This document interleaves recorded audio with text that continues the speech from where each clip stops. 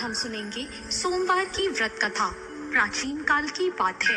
एक गांव में एक साहूकार रहता था। साहूकार बहुत धनी था, लेकिन उसकी कोई संतान नहीं थी। साहूकार अपने वंश को लेकर हमेशा चिंतित रहता था। साहूकार भगवान शिव को प्रसन्न करने के लिए सोमवार का व्रत रखता था और व्रत के दौरान भगवान शिव पार्वती की पूजा करता और शाम को शिवलिंग पर दीपक जलाता था। साहूकार की पूजा अर्चना को देखकर एक दिन माता पार्वती ने भगवान शिव से कहा, हे प्रभु, ये साहूकार आपका परम भक्त है। प्रति सोमवार को विधि विधान से आपकी पूजा करता है। मुझे लगता है कि आपको उसकी मनोकामना पूर्ण करनी चाहिए।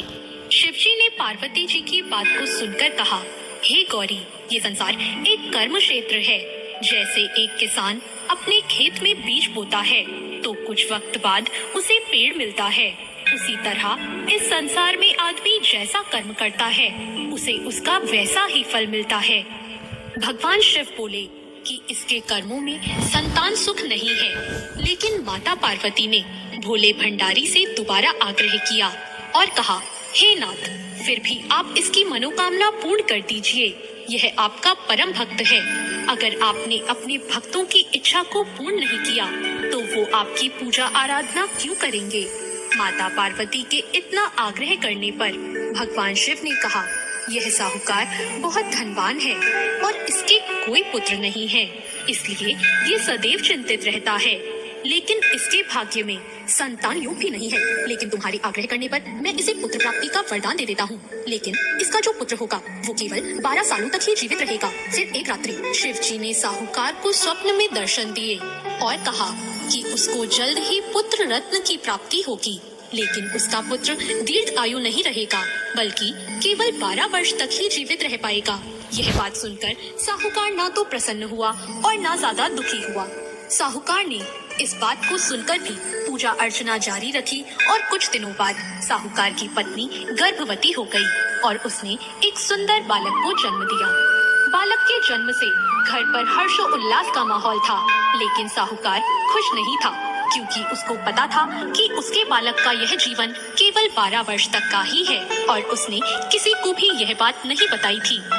जब साहूकार का बालक 11 वर्ष का हुआ तो साहूकार की पत्नी ने कहा कि अब इसका विवाह कर देना चाहिए, लेकिन साहूकार ने मना कर दिया और उसे शिक्षा के लिए काशी भेज दिया।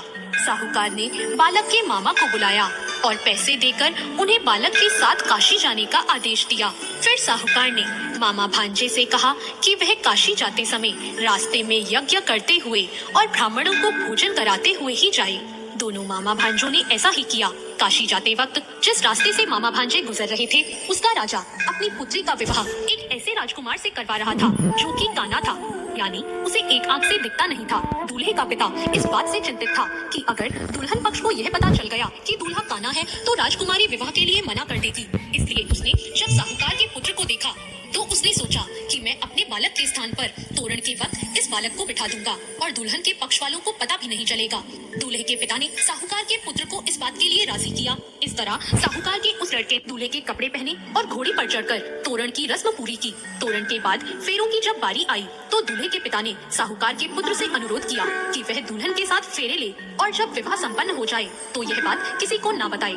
मामा भी राजी हो गया और विवाह समारोह भी निपट गया और शादी संपन्न होने के बाद मामा भांजा काशी के लिए प्रस्थान कर गए। परंतु साहूकार के पुत्र ने दुल्हन के कपड़ों पर लिख दिया कि तुम्हारी शादी मुझसे हुई है, लेकिन जिसके साथ तुम जाओगी वह एक आंख वाला आदमी है और मैं काशी में शिक्षा ग्रहण करने जा रहा हूँ। जब राजकुमारी ने यह बात पढ़ी तो उसने राजकुमार के साथ जाने से इनकार कर दिया और अपने पिता से कहा, यह मेरा पति नहीं है, मेरा पति शिक्षा ग्रहण करने काशी गया है। जब सब जगह यह बात फैल गई तो मजबूरी में दूल्हे के पिता को सारी बात बतानी पड़ी और दुल्हन के पिता ने भी अपनी बेटी को भेजने से इनकार कर दिया। इधर मामा भांजे दोनों काशी पहुंच गए और बालक शिक्षा ग्रहण करने लगा और मामा ने यज्ञ कराना भी शुरू कर दिया। जब साहूकार का पुत्र 12 साल का हो गया तो तो एक दिन वो अपने मामा से बोला कि उसकी तबीयत ठीक नहीं है और वह सोने अंदर जा रहा है। साहूकार का पुत्र अंदर सोने गया और उसकी मृत्यु हो गई। कुछ देर बाद जब मामा अंदर पहुंचे, उन्होंने जब अपने भांजे को मरे हुए देखा तो वो बहुत दुखी हुए, परंतु वह रो नहीं सकते थे वरना उनका यज्ञ अधूरा रह जाता। इसलिए मामा ने वापस जाकर यज्ञ पूरा किया और ब्राह्मणों का भोजन कराने के बाद मामा अपने मृत भांजे को देखकर रोने लगे। उसी वक्त उसी मार्ग से शिव पार्वती गुजर रहे थे। माता पार्वती ने किसी के रोने की आवाज सुनी तो उन्होंने शिवजी से कहा, हे प्रभु, कोई मनुष्य रो रहा है, चलो उसके दुखों को दूर कर देते हैं। शिव पार्वती मामा के पास गए और उन्होंने जब मृत बालक को देखा तो हैरान हो गए, क्योंकि वह भगवान शिव के आशीर्वाद से जन्मा साहूकार का पुत्र था। माता पार्वती ने कहा, हे नाथ, यह तो साहूकार का पुत्र है जिसको आपने केवल 12 वर्ष तक का जीवन दिया था। पार्वती जी ने मृत बालक को देखा तो उन्हें दया आ गई और उन्होंने शिवजी से कहा, प्रभु, आप इस बालक को जीवन दान दे दीजिए वरना इसके माता पिता जीते जी मर जाएंगे। माता पार्वती के आग्रह करने पर शिवजी ने उनकी बात मान ली और उसे जीवन दान दे दिया। साहूकार का पुत्र जीवित हो गया और मामा भांजे अपने घर की ओर प्रस्थान के लिए चल दिए। रास्ते में साहूकार का पुत्र उसी शहर से गुजरा जहाँ उसका विवाह हुआ था। दुल्हन के पिता ने बालक को पहचान लिया और मामा भांजों को लेकर अपने महल आ गए। दुल्हन के पिता ने एक समारोह किया और अपनी पुत्री को साहूकार के साथ भेज दिया।